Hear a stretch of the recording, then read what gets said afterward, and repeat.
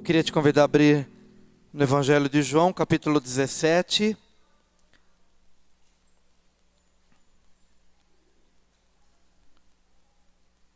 João 17 fala da oração sacerdotal de Jesus.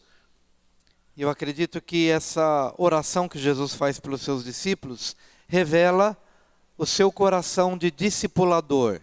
E eu gostaria que hoje você estivesse atento ao perfil do coração de um discipulador.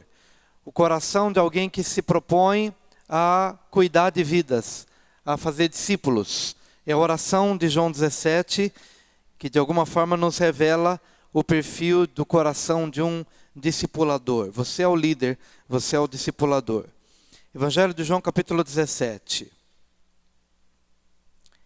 Tendo Jesus falado estas coisas, levantou os olhos ao céu e disse: Pai, é chegada a hora, glorifica teu Filho, para que o Filho te glorifique a ti. Assim como lhe conferiste autoridade sobre toda a carne, a fim de que ele conceda a vida eterna a todos os que lhe deste, e a vida eterna é esta, que te conheçam a ti, o único Deus verdadeiro, e a Jesus Cristo, a quem enviaste. Por enquanto, só até aqui, olha só o versículo 3 que diz: E a vida eterna é esta, que te conheçam a ti, o único Deus verdadeiro, e a Jesus Cristo, a quem enviaste. Esse é um versículo simples, mas ele é muito profundo. Porque quando a gente trabalha na questão do discipulado, quando a gente não entende muito bem o que é fazer discípulos, a gente pode correr alguns riscos de talvez se tornar um dominador do discípulo, ou fazer com que o discípulo seja um discípulo teu e não um discípulo de Cristo. E o Senhor Jesus está dizendo o seguinte, que a missão dele como discipulador, acima de tudo, era o quê? Revelar Deus. Ou seja, que a vida eterna é esta, que te conheçam a ti, o único Deus verdadeiro, e a Jesus Cristo, a quem enviaste. Então, a sua missão como discipulador é revelar Deus e é mostrar Jesus. Para que isso aconteça, essa pessoa que é seu discípulo, ele precisa passar muito mais tempo com Deus através da sua vida do que propriamente com você. Claro que ele precisa estar com você, mas se o estar com você só vai revelar você, então você não está cumprindo o grande papel de discipulador. Ele precisa estar com você porque você está com Deus. Ele precisa estar com você porque você inspira Deus. Ele precisa estar com você porque de alguma forma a sua presença é uma ponte que o leva para Deus, porque a vida eterna é essa. A vida eterna é essa, que te conheçam a ti, o único Deus verdadeiro, e a Jesus Cristo, a quem enviaste. Então, quem é o bom discipulador? O bom discipulador é aquele que revela Deus na sua vida. O bom discipulador é aquele que é ponte entre o discípulo e Jesus Cristo. Versículo 4. Eu te glorifiquei na terra, consumando a obra que me confiaste para fazer. O seu discípulo precisa saber que você está, não só precisa saber, ele precisa ver na sua vida que você tem uma ocupação primeira, e a sua ocupação é estar comprometido com a obra de Deus. Ele precisa saber que você ama a obra, que você ama a igreja, que você ama o ministério, mas que você não está apenas envolvido num ativismo, mas que você está em operação dentro da obra que Deus lhe confiou a fazer. Quando ele te vir comprometido com essa obra, ele vai se constranger e vai dizer: eu preciso servir a Deus como você o serve. Eu quero servir a Deus como você o serve, porque eu vejo que você serve a Deus e você é feliz servindo a Deus, e você é realizado servindo a Deus, que a sua vida ela está comprometida com essa obra. Então eu quero ser teu discípulo, porque você está comprometido com esta obra. Versículo 5. E agora glorifica-me, ó Pai, contigo mesmo, com a glória que eu tive junto de ti antes que houvesse mundo. manifestei o seu nome aos homens, que me deste do mundo, eram teus, tu nos confiaste, e eles têm guardado a tua palavra. Se a gente parasse o estudo aqui, só o versículo 6 resumiria exatamente aquilo que a gente quer dizer.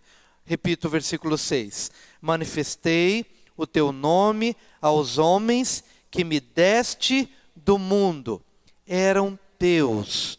Tu nos confiaste e eles têm guardado a tua palavra. Jesus cuidou de 12 pessoas. Mas qual que era a consciência que Jesus tinha? Que Pedro, Tiago, João, todos aqueles 12, antes de serem confiados a Jesus, Jesus os viu como sendo propriedade do Pai. E é assim que nós temos que ver nossos discípulos. As pessoas que ainda nem se converteram, mas que Deus começa a colocar no teu coração. Estamos num tempo de oração por 3, independentemente da oração por 3. A oração pelo perdido, ela tem que ser um estilo de vida. A oração pelo perdido não pode ser uma campanha de um período do nosso ano, uma campanha evangelística. Orar pelo perdido, orar pelas pessoas que estão fora, precisa ser um estilo de vida. Ele tem que estar impregnado na nossa vida. Orar pelo vizinho da direita, da esquerda. Mas antes de vê-los como sendo discípulos nossos e vindo para a igreja, nós temos que ter a consciência de que essas pessoas são de Deus, são ovelhas de Deus e que nos foram confiadas. O que significa ser confiado? Quer dizer que ele não passa a ser meu, ele não é meu, ele me foi confiado. Foi colocado sob a minha responsabilidade, mas eles são de Deus. Como é que você vê seus filhos? Eles também não são teus. Os filhos não são seus. Os filhos são de Deus, mas eles foram confiados. O Espírito que foi dado a seus filhos veio de quem? Veio de Deus. Foi Deus quem deu o Espírito do Daniel, foi Deus quem deu o Espírito da Esther, foi Deus quem deu o Espírito do Levi.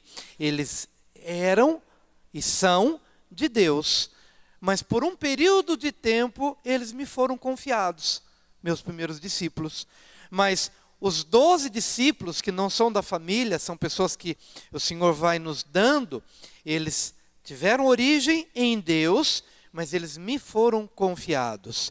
Então nós vamos orar por pessoas com essa consciência de que essas pessoas são de Deus e que por serem de Deus, Deus continua sendo Senhor deles, mas por um período de tempo, esses discípulos foram colocados debaixo da sua influência, do seu ensino, do seu cuidado e da sua proteção. E a própria oração de João 17 vai mostrar que Jesus foi fiel no cuidado desses discípulos. E Jesus está prestando contas desses que são de Deus. E qual é o relatório que Jesus apresenta acerca dos discípulos? Qual que é o relatório? No próprio versículo 6. Eram teus, tu nos confiaste, e eles têm guardado a tua palavra. Qual que é o relatório que Jesus está apresentando para Deus? Senhor, eles são teus, me foram confiados, mas Pai, fica tranquilo, eles são teus, me foram confiados, e o meu papel junto a eles tem sido eficaz. De que forma que eu posso perceber isso? Eles estão andando na tua palavra. Esse é um bom sinal. Se eles são teus, me foram confiados, mas eles não andam na palavra, é sinal de que alguma coisa no processo do discipulado não tem dado certo. Amém? Então qual que é a prova de que está dando tudo certo? De que eles estão guardando a tua palavra. E no caso de Judas, que não guardou a palavra, foi falha de Jesus? Não, ele mesmo aqui na frente vai dizer, a não ser o filho da perdição. Na verdade, ele nunca foi de Deus, ele nunca teve intimidade com a palavra, não foi culpa de Jesus, mas a própria natureza rebelde dele revelou-se contrária àquele caminho. Mas no que dizia respeito ao trabalho de Jesus, o relatório havia sido prestado. Eles têm guardado a tua palavra. Então, querido, você deve trabalhar, e nós devemos trabalhar, de tal maneira que esses nossos discípulos revelem esse caminho em sintonia com a palavra que eles têm ouvido. Versículo 7. Agora, eles reconhecem que todas as coisas que me tens dado provém de ti. Eles reconhecem que todas as coisas que me tens dado provém de ti. O que o meu discipulador, o que o meu discípulo precisa ver em mim? De que as minhas conquistas espirituais são feitas diante de Deus. E se tenho alguma coisa, é Deus quem me tem dado. Os discípulos vão perceber que o meu caminhar desfruta de uma fonte, e essa fonte é Deus. O que falha no trabalho? O que aconteceu com aquele líder, se não me engano, Jim Jones, no passado, que ele levou muitas pessoas ao suicídio coletivo? Quem ouviu essa história? Já é bem antiga essa história. Ele era um líder espiritual e ele levou muitas pessoas a um suicídio coletivo.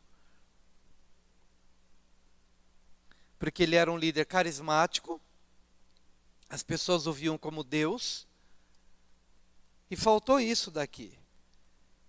Faltou essa revelação. Olha, que os meus discípulos saibam que tu és a minha fonte, que eles guardem a tua palavra. Eu sou um veículo, eu sou um instrumento, mas eu levo para Deus. Quando esse caminho é fechado, é bloqueado, eu passo a ser a fonte. Então aquilo que eu digo acaba sendo verdade absoluta. Quer dizer, aquilo que eu digo passa a ser uma verdade absoluta.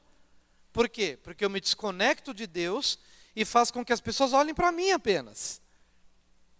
E você não deve fazer isso. Você deve ser uma inspiração e você deve levar as pessoas à palavra.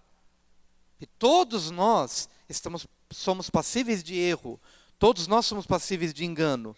Por isso que no discipulado, mais nós vamos nos aproximar de Deus, para que as pessoas percebam que a nossa fonte não reside em nós mesmos, mas reside em Deus. Amém? Agora eles reconhecem que todas as coisas que me tens dado provêm de ti, porque eu lhes tenho transmitido as palavras que me deste, e eles as receberam, e verdadeiramente conheceram que saí de ti, e creram que tu me enviaste. É por eles que eu rogo, não rogo pelo mundo, mas por aqueles que me deste, porque são teus. O que o discipulador deve fazer pelo seu discípulo? Ele deve orar por eles. Ele deve ter um compromisso de orar por eles. Ele deve ter um compromisso de guardá-los, de protegê-los e de orar por eles. Jesus está assumindo esse compromisso e cumprindo este compromisso. É por eles que eu rogo.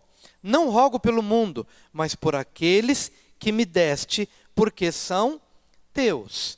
Ao não rogar pelo mundo, Jesus está admitindo que esse mundo realmente vai caminhar de mal a pior.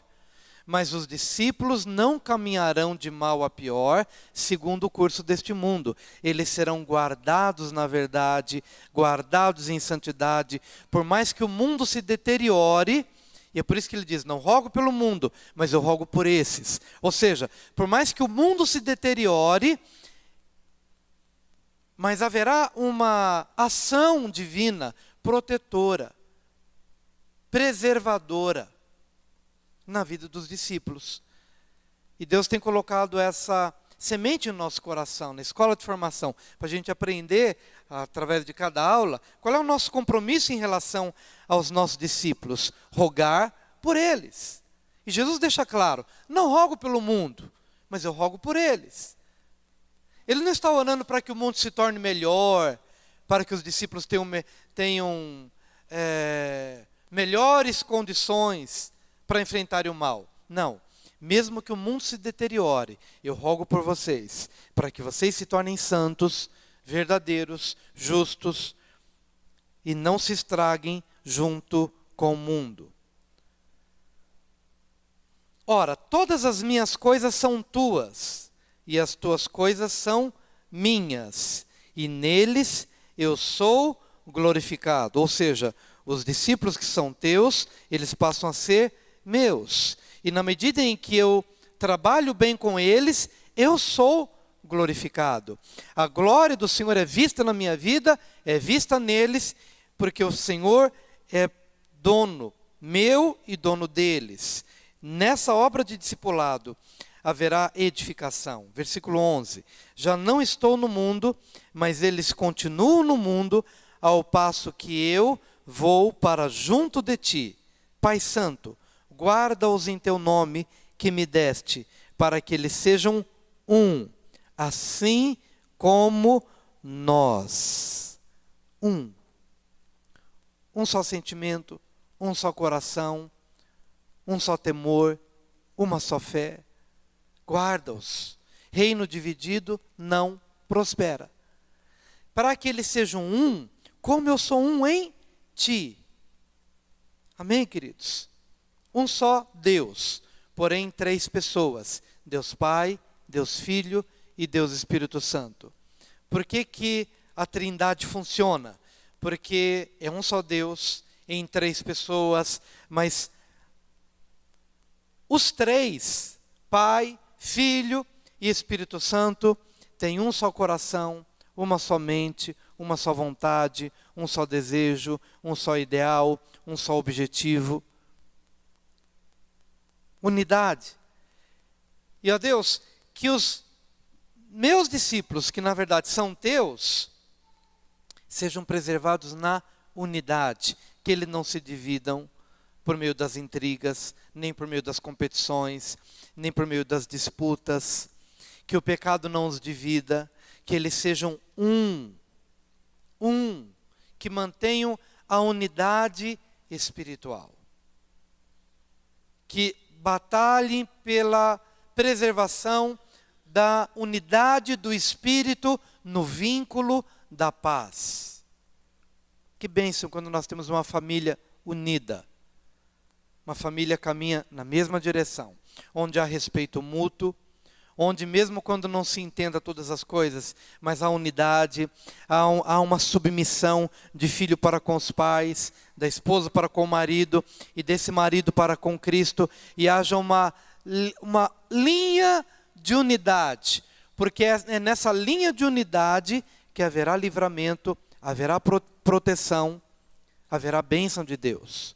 Mas o reino dividido não prospera. Então nós devemos procurar fazer de tudo para que na nossa família e no nosso ministério de discipulado não haja competição, não haja alguém que queira ser melhor do que o outro, nem alguém que dispute uma posição que não lhe pertence, mas que todos possam caminhar no mesmo espírito de unidade, porque é na unidade que o Senhor está. Quando eu estava com eles, versículo 12, guardava-os no teu nome que me deste e protegi-os, e nenhum deles se perdeu, exceto o filho da perdição, para que se cumprisse a Escritura. Diga, nenhum deles se perdeu. Eu já tive a oportunidade de compartilhar, quando nós começamos um trabalho jovem, não era pastor ainda, e a gente começou um trabalho com a mocidade da igreja, e Deus deu a estratégia de que nós deveríamos formar um grupo musical, para que através daquele grupo a gente pudesse ter toda a mocidade naquele grupo, e por meio do canto, e por meio das músicas e das visitas às igrejas, levar todo mundo. E através disso preservar a unidade. Eu lembro que eu tinha um jovem que dava muito problema. estava sempre emburrado, sabe aquela pessoa assim, menos madura, nunca concordava com as coisas, queria sempre achar algum defeito em alguma situação. Mas Deus colocou no coração de que aquilo não era uma rebelião por maldade. Era imaturidade que tinha que ser tratada. E foi interessante poder ver a paciência para com este jovem. Mesmo ele manifestando essas questões todas, e não cantando bem, ele era o mais desafinado do grupo, mas a gente fazia questão de tê-lo sempre do lado, de mostrar para ele que ele era importante, que ele fazia parte daquela equipe. E às vezes em que ele estava meio de jururu com alguma coisa, a gente deixava tudo e ia fazer uma tarde, que a gente chamava de tarde alegre, que era a gente passava os domingos à tarde com as pessoas que tinham mais dificuldade ou que estavam se afastando da igreja. Então a gente comprava bolo, refrigerante, um monte de coisa e levava para casa daquela pessoa, e ele sentia o amor da mocidade, o amor da liderança. E então todos os domingos ou sábados, dependendo do dia, a gente estava na casa de alguém, talvez do mais fraco, do mais enfraquecido, do mais problemático naquele momento. E eu imagino que, na verdade, foi mais ou menos isso que Jesus sentiu. Nenhum deles se perdeu. Ele tinha uma consciência que o Senhor me deu, eles são teus. E eu tenho uma responsabilidade para com eles. Um é mais forte do que o outro. Um é mais maduro do que o outro. Então nós vamos fortalecer as bases mais frágeis, mais fracas, com uma consciência de que nenhum deles se perca. Quando o ministério se torna maior, já fica mais difícil um pastor fazer isso para todo um rebanho. Fica muito difícil. E por mais que a gente tente, nunca vai dar conta. E olha que a gente tenta, olha que a gente ainda tenta. E procura, de uma forma ou de outra. No entanto, quando esse ministério do discipulado começa a ser desenvolvido entre nós, fica muito mais fácil. Porque agora não é o pastor correndo atrás de 650 pessoas, mas cada discípulo mais maduro, no seu círculo de discipulado, tendo uma consciência: Deus me deu 5 pessoas, Deus me deu 7 pessoas, Deus me deu 2 pessoas, Deus me deu 12 pessoas, e nenhum deles se perdeu. E como isso pode acontecer? No meio da célula e do discipulado de 12. Na célula nós ganhamos vidas, e no discipulado de 12 nós formamos um vínculo de discipulado, firmando 12 pessoas, para que esses 12 possam firmar mais 12, e assim por diante. Pode ser que você não tenha 12, você tenha 2 pessoas, mas cuida bem das 2 que Deus te deu, cuida bem das 4 que Deus te deu. Amém? Nenhum deles se perdeu, exceto o filho da perdição, para que se cumprisse a Escritura. Versículo 13: mas agora vou para junto de ti, e isto falo no mundo, para que eles tenham o meu gozo completo em si mesmos. O trabalho do discipulador é de levar os seus discípulos a uma dimensão de um gozo maior, de um gozo completo. Veja que coisa interessante que acontece na igreja. A gente tem muita segurança de poder dizer isso para todas as pessoas a quem a gente aconselha, a quem a gente tem oportunidade de ministrar, às vezes, no gabinete pastoral. E eles vêm ao gabinete pastoral com muitos problemas e com muitos desafios. E naquele momento em que a gente começa a ministrar a palavra e mostrar o caminho, a gente dá esperança para a pessoa. E não é uma esperança falsa, é uma esperança verdadeira. A partir de uma visão que a gente tem daquela pessoa, e a gente começa a dizer: se você colocar em prática isso que eu estou te dizendo, daqui a 6 meses, você vai olhar para trás e você vai perceber o que Deus fez na sua vida. E amados, todas as pessoas que entraram por esse caminho de obediência, elas olham para trás e elas vão perceber que essa dimensão de gozo, essa dimensão de realização, está se tornando uma realidade na vida dela. Jesus as conduz por um caminho de plenitude. Essa plenitude não está em mim, essa plenitude está em Deus. E é por isso que o discipulado leva a pessoa para Deus, para conhecer Deus e para conhecer Jesus Cristo, porque a vida eterna é essa. Amém? Amém, queridos? Então, o ministério do discipulado não vem para atormentar as pessoas, muito pelo contrário. Se você percebe que o teu ministério de discipulado está atormentando alguém, então tem alguma coisa errada. Porque esse ministério vai levar a uma dimensão de gozo. Não por causa da tua pessoa, mas porque a tua pessoa leva alguém para Deus. A tua pessoa leva a pessoa a conhecer as virtudes da vida eterna. E é para isso que nós estamos. Não para colocar um fardo sobre a vida das pessoas, nem um jugo religioso. Não. Mas é para que elas possam conhecer a vida eterna. Para que elas possam ter o gozo da presença do Senhor. O ministério de louvor pode subir conforme a orientação da pastora Noemi. Mesmo que eu não termine a aula, o ministério de louvor pode subir. Versículo 14. Eu lhes tenho dado a tua palavra e o mundo os odiou, porque eles não são do mundo, como também eu não sou. Eu queria que você não olhasse para os músicos, mas olhasse para mim, porque o que eu vou te dizer agora é muito importante. O que eu vou te dizer agora é muito importante. Muito importante. Então presta atenção.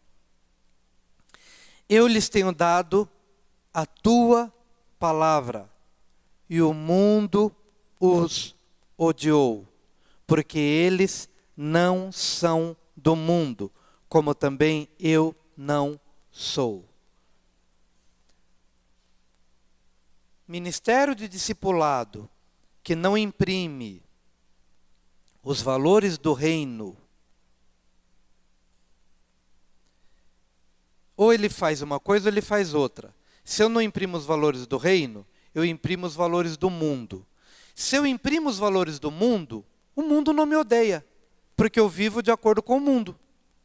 É ou não é? Se no meu ministério de discipulado, eu não imprimir os valores do reino de Deus, e ao imprimir os valores do reino de Deus, eu estou imprimindo o quê? Uma mudança de vida. Aquele que mentia, não mente mais. Aquele que adulterava, não adultera mais. Aquele que roubava, não rouba mais. O que faz com que o mundo odeie o cristão? Essa mudança. Essa transformação. Agora, o que nós temos visto? Muitas vezes, pode continuar mentindo, pode continuar roubando, pode continuar adulterando, pode continuar fazendo as mesmas coisas que você fazia, porque assim o mundo não vai te aborrecer. Jesus está dizendo que aquilo que ele imprimia sobre a vida dos discípulos produzia transformação, mudança, metanoia, arrependimento. Arrependimento quer dizer metanoia, metanoia quer dizer arrependimento, transformação de mente, transformação de pensamento, transformação de atitude. Então não procure ser amigo do mundo, não. Porque se o mundo te aplaudir, você não é discípulo de Cristo, e você não está fazendo o verdadeiro discipulado que deveríamos fazer. Se o mundo te aplaude, porque você é amigo do mundo, não queira ser amigo do mundo. Quem é amigo do mundo constitui-se inimigo de Deus. Não dá para servir a dois senhores. Não dá para servir a dois senhores. Amém? Não peço que os tires do mundo, e sim que os guardes do mal. Eles não são do mundo, como também eu não sou. Santifica-os na verdade. A tua palavra é a verdade. Santifica-os na verdade. A tua palavra é a verdade. Assim como tu me enviaste ao mundo, também eu os enviei ao mundo. Diga, o meu ministério, como discipulador, tem como responsabilidade enviar os meus discípulos ao mundo. Amém? Então, o verdadeiro discipulador envia. O verdadeiro discipulador envia. Ele não guarda para si, ele envia. Porque esse é o modelo do Pai. O Pai não guardou Jesus para si. Imagina se o Pai tivesse guardado o Filho para si. Não, você é só meu.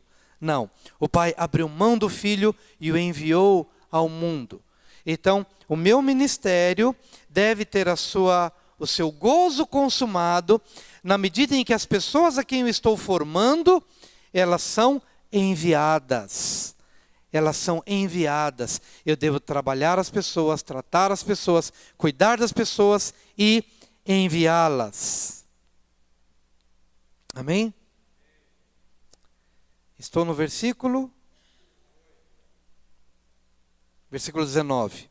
E a favor deles eu me santifico a mim mesmo, para que eles também sejam santificados na verdade. Não rogo somente por estes, mas também por aqueles que vierem a crer em mim por intermédio da sua palavra. Não dá para a gente compartilhar tudo, nosso tempo já foi, mas só para fazer a leitura até o final.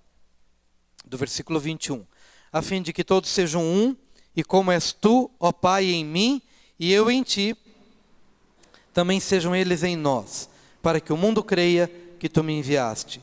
Eu lhes tenho transmitido a glória que me tens dado, para que sejam um, como nós o somos. Eu neles e tu em mim, a fim de que sejam aperfeiçoados na unidade, para que o mundo conheça que tu me enviaste e os amaste, como também amaste a mim. Pai, minha vontade é que onde eu estou, estejam também comigo os que me deste, para que vejam a minha glória que me conferiste, porque me amaste antes da fundação do mundo. Pai justo, o mundo não te conheceu, eu porém te conheci, e também estes compreenderam que tu me enviaste.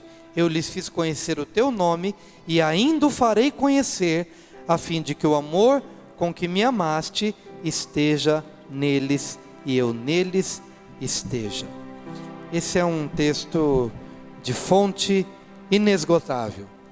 Você deve ler esse texto de novo em casa, 1, 2, 3, 4, 10, 20, 50, até que todas essas verdades possam estar bem gravadas no teu coração. Vamos orar?